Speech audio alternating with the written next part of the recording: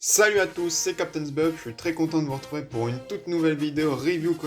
Voilà, on est de retour après 2 semaines sans koh pour faire le débrief de cet épisode 12 je crois, 12 ou 13, 12.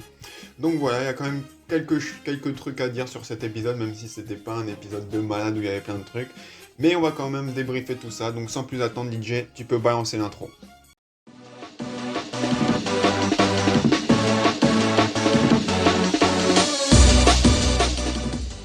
Du coup, la première chose qui m'a choqué avec cet épisode, c'est son heure de début. D'habitude, je fais jamais gaffe à ça, mais là, j'ai regardé l'heure. Une fois que voilà, le générique était passé, le résumé, où d'ailleurs on revoit quasiment tout le speech avec Théora, donc ceux qui avaient raté, bah voilà, vous avez vu.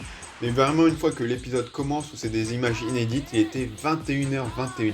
21h21, je sais pas si vous vous rendez compte. Et voilà, moi je suis choqué. Moi j'ai connu une époque où koh ça commençait à 20h50. Moi, j'avais connaissé une époque où j'allais me coucher à 21h30. Comment le gosse qui va se coucher à 21h30, d'autant que c'est un mardi là, peut regarder quelque chose, il regarde 10 minutes de koh il va se coucher. Enfin bref, c'est abusé, mais bon, maintenant c'est le monde de la télé, c'est comme ça. Et on commence tout de suite cet épisode avec un petit peu cette problématique de la faim, donc voilà. Notamment Sam et Loïc, les deux jeunes de la tribu qui sont super potes, oui, parce qu'on le voit depuis le début de l'aventure qu'ils sont super potes. Non, c'est pas vrai du tout, on le voit pas du tout. Il y a une fois que ça nous l'est dit, au moment de la réunification, on les a peut-être vu 3 scènes ensemble, et c'est tout, ça fait faux. Alors je dis pas qu'ils sont pas vraiment potes de l'aventure, ils sont sûrement très bons potes de l'aventure, mais vu qu'on nous l'a pas du tout montré, bah ça sonne bizarre, ça sonne faux. Et donc voilà, on a un petit peu cette problématique de la faim. Et on va vite du coup déboucher sur l'épreuve de confort. Et là je me suis dit mais what the fuck, j'ai loupé un truc. On a eu 2 épreuves de confort d'affilée parce que l'épisode là c'était censé être un épisode, la suite de l'épisode coupé en deux. Et on avait déjà eu l'épreuve de confort avec la victoire de Claude et Laurent à l'épreuve de bambou. Et là on a une deuxième épreuve de confort et là j'ai pas compris, j'avoue j'étais en mode mais qu'est-ce que c'est ce délire? On a 2 épreuves de confort, maintenant c'est nouveau. Et franchement, t'es pas au courant que l'épisode a été coupé juste avant. T'as l'impression que cet épisode, c'est un épisode entier. Alors même s'il est un petit peu bancal, mais limite, t'as cette impression avec ces 2 épreuves-là, tu comprends pas trop.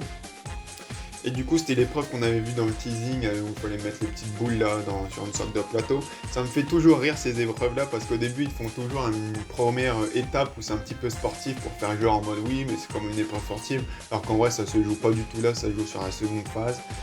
Donc il fallait mettre 3 petites boules sur un plateau, ça semblait un petit peu dur vu que les boules, enfin, il fallait passer par un passage prédéterminé où ça pouvait vite tomber. Et du coup, on nous annonce que ça va être l'épreuve éliminatoire, donc l'épreuve de confort éliminatoire, c'est une première également. Je sais pas pourquoi ils ont fait ce choix, peut-être je pense c'est vu que les candidats ont vraiment faim, voilà, on sont vraiment dans le dur malgré l'histoire Uber Eats, Théora, on va pas en reparler. Mais ça se voit rien que les bras de Claude, voilà, même si Claude est accusé d'également avoir bouffé un petit peu, mais ça se voit que tous les candidats ont pris cher, et je pense que c'est peut-être pour ça qu'ils ont fait une deuxième épreuve de confort. Du coup, Claude qui va la remporter très rapidement, voilà, j'étais un petit peu surpris, parce que voilà, ces petites épreuves à la con, voilà, on va en parler des épreuves éliminatoires, mais c'est des épreuves à la con où il suffit que tu te rates un petit coup de pression et tu peux passer complètement à côté. Et on sait que Claude, sur ce genre d'épreuve, c'est pas sa spécialité, il est un petit peu nerveux, les trucs de réflexion et tout, faut prendre son temps, c'est pas son truc. Et pourtant là, il va quasiment la one-shot très rapidement, voilà, ça va être réglé, il va gagner l'épreuve, sa 21ème du coup, bah GG à lui. Ensuite, on va avoir Hugo, je crois, Hugo Gott, on va en reparler également. Et là, à partir de ce moment-là, moi, je voulais juste que Claude et Jade passent. Et du coup, Claude est rapidement passé. Là, j'avais la pression pour Jade parce que déjà, la dernière fois où à l'épreuve où Alexandra avait été éliminée, elle avait eu chaud. Et là, je me suis dit, en plus, on faisait bien un zoom sur elle en mode à chaque fois, elle était à rien de mettre la boule, mais ça tombait. Je me dis, ça va tomber sur elle, ça va tomber sur elle. Et finalement, non, elle finit par y arriver. Et là, ça se joue entre Laurent et Loïc. Et voilà, 2 gros gaillards, j'ai envie de dire. Et finalement, c'est Laurent qui l'emporte et qui va lâcher sa petite punchline en mode je pensais que j'étais con et je l'étais pas. Franchement, il aurait pu s'en passer parce que là, ça faisait un petit peu bizarre dans le sens où dans la nouvelle édition en 2014, quand il le faisait, ça passait vu que c'était voilà, c'était spontané et vu que Martin était stoïque, ça allait. Mais là, limite, il le disait en rigolant et à côté de voilà de Loïc qui s'est mis à fondre en larmes, ça faisait bizarre. Voilà, Loïc, je vais pas mentir, voilà, je pense que la twittosphère était en sueur, était en larmes. Moi, voilà, si vous me suivez les reviews depuis le début de koh vous savez que Loïc ce n'est pas un candidat que j'apprécie, même que je trouvais qu'il n'avait pas spécialement sa place dans le All-Star. Mais voilà, je vais pas non plus faire le mec qui ça lui a rien fait, j'étais pas non plus content, voilà, j'ai rien contre le gars. Mais c'est vrai que le voir fondre en larmes comme ça, autant je m'y attendais pas et ça m'a fait un petit quelque chose. Voilà, je suis humain, voilà. Et donc voilà, Loïc qui sort, voilà, il va nous sortir toute la malédiction avec les 4T, voilà, Becca, Alexandra et lui qui sortent sur des épreuves éliminatoires à la con à chaque fois, et j'ai envie de dire oui, c'est vrai. De toute façon, dans ce Koh-Lanta, il y a tout le monde, il y a chaque candidat qui a un flashback qui lui a affilié, j'ai l'impression. Quand le Claude, c'est les bananes, voilà, ça m'a étonné d'ailleurs qu'ils n'ont pas ressorti dans cet épisode, vu qu'il y en a encore parlé de bananes. Laurent, je pensais que j'étais con. Loïc, c'est, bah voilà, avec Becca, voilà, tout le monde a son flashback dans ce Koh-Lanta, c'est un délire. Et du coup, Loïc qui sort, voilà, les autres candidats essayent de lui remonter le moral. Mais on va pas se mentir, si t'es les autres candidats, même si t'es dégoûté parce que t'aimes bien le gars, si tu penses qu'au jeu, bah c'est une bonne affaire que ça soit Loïc, parce que Loïc c'est le gars qui aurait été un petit peu chiant à éliminer, parce que voilà, tout le monde l'aime bien, il se mouille pas, donc t'as pas vraiment de raison de l'éliminer. Et s'il arrive au jury final, bah il est très apprécié, vu qu'il a jamais fait de vague, donc voilà. Moi je trouve que c'est pas un bon candidat dans le sens où, par rapport aux téléspectateurs, donc ça me dérange pas qu'il soit éliminé. Du coup, en plus, voilà, Loïc qui dit « Je l'ai noté, j'en ai marre de ces épreuves éliminatoires » et pour le coup, je suis d'accord avec lui, qui en a ras le cul, surtout au vu de ce qu'on a vu, pardon, à la fin de l'épisode pour la semaine prochaine. Franchement, il en a marre des épreuves éliminatoires et on va s'en bouffer une autre la semaine prochaine. 2 coups sur coup, 3 épreuves éliminatoires en une saison, mais je crois que c'est jamais arrivé. En plus, à la réunification, les 3, encore, ils en auraient fait une pendant la phase équipe et 2 là. Ça aurait été déjà trop, mais ça aurait peut-être un peu mieux passé, comme ils avaient fait, je crois, au Cambodge. Ouais, au Cambodge, où il y avait eu les 3 équipes. Il y avait eu une épreuve éliminatoire où c'était les rouges qui avaient perdu. Et voilà, c'était déjà mieux, je trouve. Mais là, franchement, faut supprimer ces putains d'épreuves éliminatoires. Moi, j'en ai ras le cul. Prenez moins de candidats, mais arrêtez de nous foutre des épreuves éliminatoires. Mais non, la preuve veut prendre un maximum de candidats. Ils veulent en prendre 20, 21. Prenez-en 18, mais enlevez-nous des épreuves éliminatoires, ou à la limite, n'en mettez qu'une à la toute fin. Mais voilà, enlevez-les, c'est pas possible. C'est pas normal. Moi, je trouve que l'aventure d'un candidat se joue sur une putain d'épreuve. Où voilà, il suffit que tu passes à côté, que le mec qui est d'habitude nul a un coup de chatte, et voilà. Je trouve que c'est pas juste parce que ça met trop en avant le côté sportif de Koh-Lanta. Koh-Lanta, c'est avant tout une aventure de survie où compte le social et la stratégie, et le sport c'est en plus. Pour moi, si voilà, vous connaissez tous les 4 S de Koh-Lanta, social, stratégie, survie, sport. Même si le sport, c'est en tant que téléspectateur, c'est l'aspect qu'on préfère, bah, en réalité, c'est l'aspect le moins important de Koh-Lanta. Et là, ça fait que l'aspect le moins important, bah, c'est celui qui compte le plus à cause de ces putains d'épreuves éliminatoires de merde. Du coup, revenons à la fin de l'épreuve de confort, je me suis un petit peu emporté. Claude qui va du coup avoir la possibilité de choisir quelqu'un et il choisit Laurent. Je m'attendais à ce qu'il choisisse Phil, mais finalement non, Laurent. Ça aurait pu être un choix risqué, mais comme vous le savez, ouais, les détracteurs de Claude et de Laurent vont dire, voilà, c'est les boss dans cette saison, personne ne les met en danger. Et j'ai envie de dire, c'est pas de leur faute, voilà, ils vont pas dire, aller voir les gens en disant, hey, ça te dit pas de voter contre moi, personne ne les met en danger, bah ils en profitent, et du coup, voilà, ça n'aura aucune incidence, mais ça aurait pu. Donc un confort plutôt sympatoche, voilà, ils vont se faire masser, ils vont bien bouffer, ils vont se laver les cheveux, voilà. Ça aurait été marrant si ça aurait été Phil qui aurait gagné le confort, voilà. Qu'est-ce qu'il aurait fait à ses cheveux? Pas grand chose, je pense. Ensuite, on va revenir sur l'île des bannis, où on va voir Loïc qui va arriver avec Christelle, et on va voir l'information de Christelle qu'il ne reste plus que 2 affrontements. Donc dès ce moment-là, on savait qu'il restait plus que 2 épisodes, même si on va avoir de toute façon la confirmation à la fin de l'épisode, où voilà, c'est l'avant-dernier épisode avant la finale, enfin le dernier épisode avant la finale, et du coup l'avant-dernier épisode.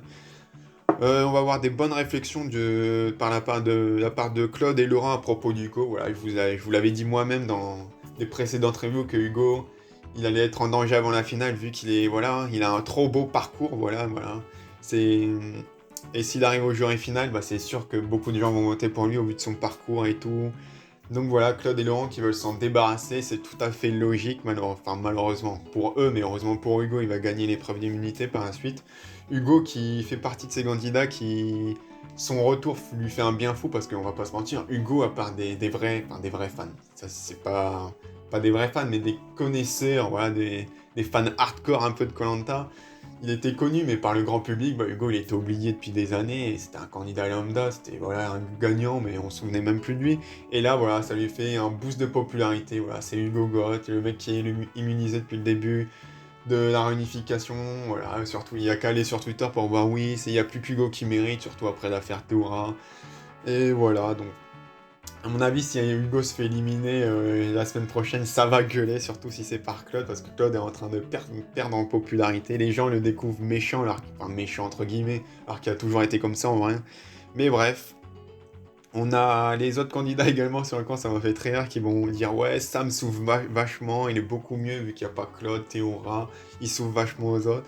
Il y a cette phrase qu'a notée Alix pour montrer que voilà, Sam est beaucoup plus social. Je cite, il s'ouvre vachement, il porte un chapeau. Voilà. Donc voilà, le fait que Sam porte un chapeau, c'est un signe de sociabilité, c'est un signe de confiance en lui. Voilà, on le sait maintenant. Le Sam qui porte un chapeau, c'est un Sam qui est confiant. Voilà, bref, c'est n'importe quoi. Mais bon, passons. On va arriver à la fameuse épreuve d'immunité, l'équilibre sur l'eau, ou plutôt l'équilibre sur le sable. Ça devrait être rebaptisé comme ça, vu que je ne sais pas pourquoi, mais au fur et à mesure des années, l'épreuve se déplace de plus en plus vers le sable et de moins en moins vers l'eau. Et bon voilà, c'est une épreuve culte et qui, j'ai l'impression, est encore plus dure que l'année passée. Et voilà, franchement, pour moi, il n'y a plus à comparer cette épreuve, cette version de l'épreuve aujourd'hui avec les anciennes versions. Voilà, on sait tous dans les tops qui est le meilleur à l'équipe sur l'eau. À chaque fois, il y a Grégoire en premier. C'est pas que je suis un hater de Grégoire, je les kiffe beaucoup, mais l'épreuve n'a plus rien à voir avec à l'époque de Grégoire où c'était beaucoup plus facile. Là, franchement, les poutres, mais même rien que la deuxième, j'étais en mode, mais comment tu passes ça? Elle est super fine, elle se balance partout. Et même les poutres d'après, la poutre finale et tout. Alors que voilà, à l'époque, c'était beaucoup plus simple, mais bref. Du coup, on va avoir Alix et Phil qui vont être éliminés au premier. Ah oui, j'ai oublié de dire, on va voir le petit moment où Denis va dire alors Claude, comment vous la sentez cette épreuve? Vous l'avez déjà gagnée, je crois. Évidemment, bah oui, Claude l'a gagnée, ça sert à rien de poser cette question au Denis à chaque épreuve. Claude les a quasiment tous gagnés, donc ça sert à rien, faut arrêter de lui demander à chaque fois. Et du coup, Claude, qui va à la surprise générale, est éliminé dès la deuxième étape, au point que même Denis va faire un petit débrief avec Claude en mode qu'est-ce qui s'est passé et tout. Et bah tellement que voilà, c'est choquant, on s'y attendait pas.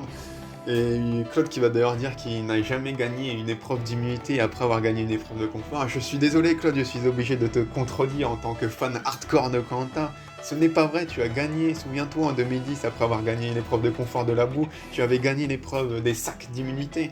Donc voilà Claude, je connais mieux ta vie que toi. Enfin bref. Et du coup oui, Claude qui tombe là. Et je me suis dit, Claude tombe là, Hugo gagne. Parce que je le sentais Hugo, je me disais que ça allait être entre Hugo et Claude une finale. Et là, j'ai vu Claude qui tombe, je me disais c'est Hugo. Pas de chance pour Claude, il a dans le sens où Laurent et Jade ont one-shot le truc un petit peu pas par chance, mais ils ont one-shot alors que lui il a un peu plus galéré. Et derrière Sam qui arrive une seconde avant lui. Même Claude était en mode. Il regarde Denis, il me fait tu es éliminé? Et Denis fait bah ouais, désolé gros. Ensuite, on va avoir Jade éliminé, je crois. Sam et finale Laurent. Laurent Hugo du coup. Voilà, Laurent qui est à la recherche de sa première victoire dans une unité. Franchement, je me disais Hugo largement. Au début, ça part serré, puis Hugo prend le large. Et là, Laurent qui arrive en une seconde, ça fait la différence, puisque Laurent passe et en même temps, Hugo chute juste devant à la fin du truc, enfin de la fin de la poudre. Du coup, ils reviennent au même niveau. Et on va voir une finale hyper serrée où à la fin, voilà, ils vont se retrouver à deux sur un même poudre. Et voilà, Laurent qui va courir après le Hugo, qui la tête quand ils ont fait le petit ralenti, flashback, où on voyait la tête d'Hugo, t'avais l'impression qu'il était coursé par un chien, t'avais Laurent derrière, il se chie dessus Hugo. Et voilà, franchement, finale hyper serrée avec un gros suspense, ça fait plaisir. Ouais, ça faisait longtemps qu'il n'y avait pas eu un tel suspense sur une épreuve de l'équilibre sur eux, peut-être... ça m'a rappelé voilà, la finale entre Bertrand et Frédéric en 2008. Ça, voilà, pareil, ça avait fini et courait. Mais même Koh-Lanta Cambodge, je crois, entre Vincent et Clémentine, ça avait fait un petit peu comme ça. Il y a full suspense et du coup, Hugo qui remporte la troisième épreuve d'immunité d'affilée, immunisé depuis le début avec son amulette au premier conseil.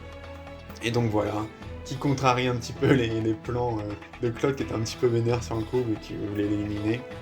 Et là, je me suis dit, voilà, Hugo qui gagne l'immunité, ça pue pour Jade, parce que même elle le sait, voilà, Jade qui a gagné 2 fois les poteaux, donc on sait que c'est une machine sur les poteaux et que t'as pas envie de te retrouver avec elle sur les poteaux, donc si t'es malin, tu l'élimines.